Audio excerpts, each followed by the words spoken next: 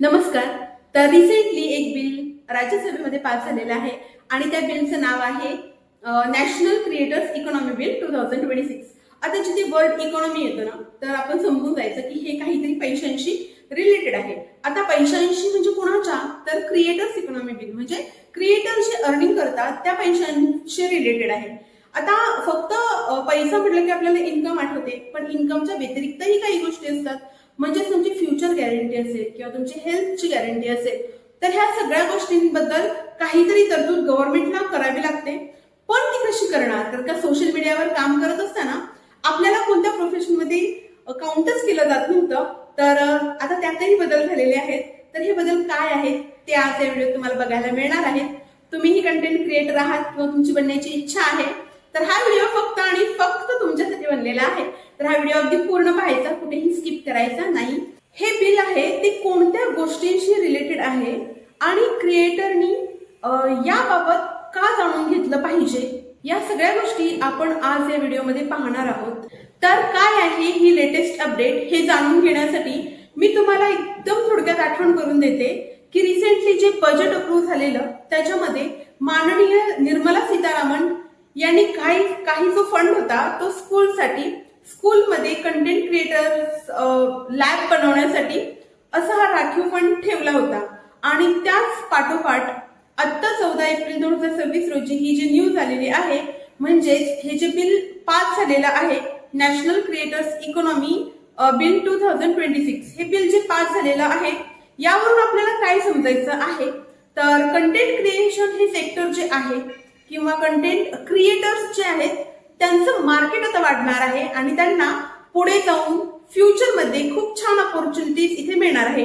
आता आपल्याला इथे कन्सिस्टंट राहून फ्युचरमध्ये येणारे बिझनेस ऑपॉर्च्युनिटीज किंवा आपलं एखादं स्वतःचं ब्रँड कसं तयार करता येईल याच्यावर आपल्याला कॉन्सन्ट्रेट करायचं आहे. आता हे का करायचं आहे, तर या बिलमध्ये अशा काही गोष्टी आपल्याला मिळणार आहे ऍज अ कंटेंट क्रिएटर, ज्या गोष्टी जर तुम्ही ऐकल्या तर तुम्हाला असं वाटेल की खरंच आता कोणताही जॉब करण्यापेक्षा आपण इथे स्वतःच काहीतरी करणं खूप महत्वाचं आहे आणि खूप चांगलंही आहे. कारण नॉर्मल जॉब करत असताना आपल्याला जेवढं मानधन मिळतं, जेवढी सॅलरी मिळते त्याच्या कितीतरी पट जास्त आपण इथे कमवू शकणार आहोत. या बिलमुळे क्रिएटरला काय फायदा होणार आहे, आपण प्रत्येक वेळी फायद्याची बाजू अगोदर बघत असतो, म्हणून मी सांगते की क्रिएटरला काय फायदा होणार आहे. तर या एका बिलमुळे आपल्याला म्हणजे क्रिएटरला आजपर्यंत कोणत्याही कॅटेगरीमध्ये कन्सिडर केलं जात नव्हतं, ते आता प्रोफेशनल कॅटेगरीमध्ये कन्सिडर केलं जाणार आहे. म्हणजेच काय, तर डॉक्टर झाले, इंजिनियर झाले, सायंटिस्ट झाले किंवा प्रायव्हेट सेक्टर एम्प्लॉई झाले, गव्हर्नमेंट सेक्टर एम्प्लॉई झाले किंवा कोणताही सॅलरीड पर्सन झाला, त्यांची एक कॅटेगरी होती.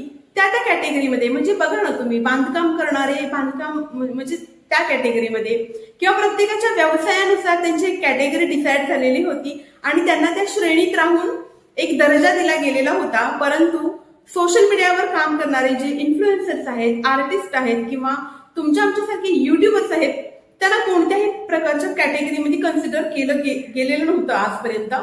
तर हे बिल जेव्हा अप्रूव्ह झालेलं आहे त्यानुसार आपल्याला एक प्रोफेशनल कॅटेगरीमध्ये दर्जा मिळालेला आहे आणि तो दर्जा मिळाल्यामुळे आता एक फ्रेमवर्क तयार होईल. म्हणजेच ह्याच्यामध्ये वर्ड आला आहे इकॉनॉमी. ठीक आहे, national creators economy bill 2026.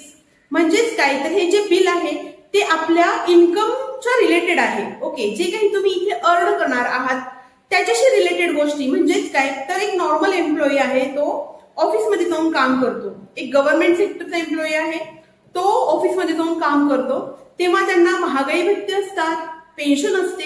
Private एम्प्लॉईला PF, gratuity अशी फॅसिलिटीज असतात. पण आपल्याला अशा काही फॅसिलिटी आहेत का, तर नाही. मग ह्या सगळ्या गोष्टींवर काहीतरी डिसिजन घेण्यात आलेले आहेत. आता ते मी तुम्हाला सांगतेच पुढे की आपल्याला काय काय बेनिफिट मिळणार आहेत यातून. तर आपल्या भविष्याची सोय व्हावी म्हणून आपल्याला कदाचित पेन्शनही लागू होणार आहे. त्याचप्रमाणे आपल्या आरोग्याची काळजी आहेच, त्याच्यासाठी आपल्याला आरोग्य विमा देखील मिळू शकतो. आता हे सगळं गव्हर्नमेंट देणार आहे का आपल्याला, तर नाही. गव्हर्नमेंट स्वतःच्या खिशातून देणार आहे का, तर नाही. आपण मेहनतीने जे व्हिडिओज बनवतो, जे आपण इथे काम करतो, तर ऍड्स थ्रू आपला रेव्हेन्यू जनरेट होत असतो. ठीक आहे, तर त्या ऍड्सवर जनरेट होणाऱ्या रेव्हेन्यूवर एक सीज लावलं जाईल. जसं एज्युकेशन सेज असतो तसंच इथे ऍड सीज लावून ती इन्कम जनरेट केली जाणार आहे आणि त्याचा वापर आपल्यासाठी भविष्य निधी म्हणून केला जाणार आहे. क्षेत्र असं आहे ना की एक फिक्स्ड इन्कम नाहीये. जसे सॅलरीड पर्सन असतात त्यांना फिक्स्ड इन्कम असते, गव्हर्नमेंट एम्प्लॉई असतात फिक्स्ड इन्कम असते. तसं आपलं नाहीये. आपला एखादा व्हिडिओ व्हायरल गेला किंवा आपले सबस्क्रायबर्स तेवढे झाले तर आपल्याला इन्कम मिळू शकते, किंवा आपला व्हिडिओ नाही चालला तर कमी जास्त इन्कम होऊ शकते. म्हणजे एक सर्टन प्रॉपर इन्कम आहे का? नाहीये. तर मग ह्या कंडिशन मध्ये काय व्हायचं की कुठून आपल्याला लोन पास व्हायचं नाही, इमर्जन्सीसाठी फंड मिळायचा नाही, लोन ऍप्लिकेशन लिटरली बँक मधून रिजेक्ट व्हायचे कारण काही प्रूफच नव्हतं की सर्टन इन्कम मंथली आपण एवढ्या प्रमाणात कमवतो. हे सर्टिफिकेट आपल्याकडे नव्हतं.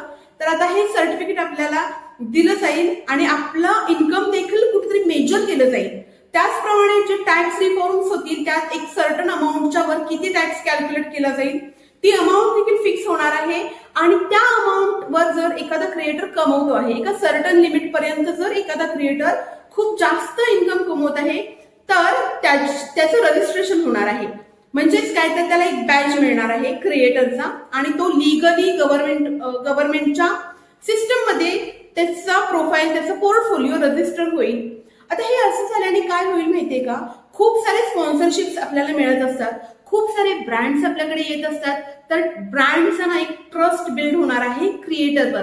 म्हणजेच काय तर सध्या खूप ब्रँड कनेक्ट झालेले आहेत सोशल मीडियावर, पण जे काही ब्रँड आहे ज्यांचा विश्वास नाहीये अजून सोशल मीडियावर किंवा युट्यूबर्सवर आणि स्पॉन्सरशिप तिथून मिळत नाही आपल्याला, तर एक रजिस्टर झाल्यानंतर थोडे स्कॅम्स कमी होतील, फेक प्रोफाईल्स रिमूव्ह होतील आणि एक प्लॅटफॉर्मला ना ओरिजिनल क्रिएटर्स ओळखता येतील. आणि असं झालं ना तर भरपूर स्पॉन्सर्स आपल्याकडे येतील आणि भरपूर ब्रँड डील्स देखील आपल्याला मिळू शकणार आहेत. सगळ्यात महत्वाची गोष्ट काय आहे माहितीये का, आपण जेव्हा स्पॉन्सरशिप घेतो किंवा ब्रँड्स कोलॅब करतो आणि हे काम केल्यानंतर आपल्याला एक अमाऊंट मिळणार असते, आपलं पेमेंट मिळणार असतं.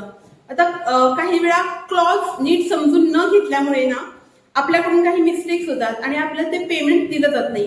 किंवा बहुतेक वेळा काय होतं की क्रेडिट पिरियड जो असतो त्यापेक्षा कितीतरी जास्त वेळ लावला जातो आपलं पेमेंट मिळण्यासाठी. तर ह्या सगळ्या सिस्टमला एक आळा बसणार आहे, कारण का हीच पेमेंट सिस्टम एकदम स्मूथ होणार आहे आणि तिथे नियम येणार आहेत की एवढ्या दिवसांच्या आत केलेल्या कामाचं तुम्हाला मोबदला समोरच्याला द्यायला हवा.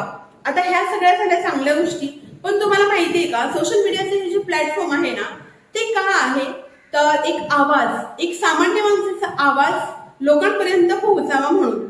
आपले जे काही मतं आहेत किंवा आपल्याला एखाद्या ठिकाणी वाटतं की हा अँगल, हा पॉइंट चुकीचा आहे, तर आपण तिथे आवाज उठवू शकतो. मला असं वाटतं गव्हर्नमेंटचं जेव्हा इन्व्हॉल्वमेंट इथे होणार आहे ना तेव्हा कुठेतरी रिस्ट्रिक्शन्स येणार आहेत आणि जेव्हा असे रिस्ट्रिक्शन्स येणार ना तेव्हा आपण आपलं मत लोकांपर्यंत कितपत पोहोचवू शकू, किंवा ते मत आपलं डावललं जाईल का, दाबलं जाईल का, किंवा असा आवाज उठवणारे अकाउंट्स बंद केली जातील का. आता हे सगळं कधी करणार आहे आपल्याला. तर हे बिल पास झालं आहे खरं, परंतु अजून अधिकृत वेबसाईटवर त्याची कॉपी, ते जे बिल असतं त्याची कॉपी अपलोड झालेली नाहीये. जेव्हा ही कॉपी पब्लिश होईल तेव्हा आपल्याला त्यातले टर्म्स आणि कंडिशन्स कळतील. तर म्हणायला गेलं तर आपल्यासाठी हे बिल खूप छान आहे, आपल्या भविष्याची सोय आहे. आणि बोलायला गेलं तर कुठेतरी कुणाला तरी याचं डिसएडव्हान्टेज होणार आहे. जनतेपर्यंत आपला आवाज पोहोचवण्याचं हे एक माध्यम आहे. सोशल मीडिया म्हणजेच काय तर आपलं म्हणजे पब्लिकचं हे माध्यम आहे आणि तिथे कुठेतरी हस्तक्षेप झाला तर ते कुठेतरी तोटा आपल्याला सहन करावा लागणार आहे. तर असं आहे हे सगळं. अजून ऑफिशियल अनाउन्समेंट किंवा ऑफिशियल बिल पब्लिश झालेलं नाहीये हे देखील लक्षात घ्या. आणि ह्या सगळ्या गोष्टी तेव्हाच खऱ्या होतील जेव्हा ते बिल आपल्याला अधिकृत वेबसाईटवर पाहायला मिळेल. कसा वाटला हा व्हिडिओ आवडला का? आवडला असेल तर एक काम करा, तुमच्या इतर मित्रमैत्रिणींबरोबर हा व्हिडिओ शेअर करा जे कंटेंट क्रिएटर आहेत, किंवा तुम्ही तुमच्या व्हॉट्सअपला ठेवू शकता ज्यांना कंटेंट क्रिएशनच्या ह्या जर्नीमध्ये सुरुवात करायची आहे. त्यांनाही हे बेनिफिट कळू द्यात की पुढे जाऊन त्यांना इथे किती फॅसिलिटीज मिळणार आहेत किंवा ग्रोथ किती होणार आहे. तर चला, व्हिडिओ आवडला असेल तर व्हिडिओला लाईक करा, सबस्क्राईब करा आणि बेल आयकॉनला प्रेस करायला विसरू नका. उद्या पुन्हा एकदा भेटूयात अशाच एका छानशा व्हिडिओमध्ये.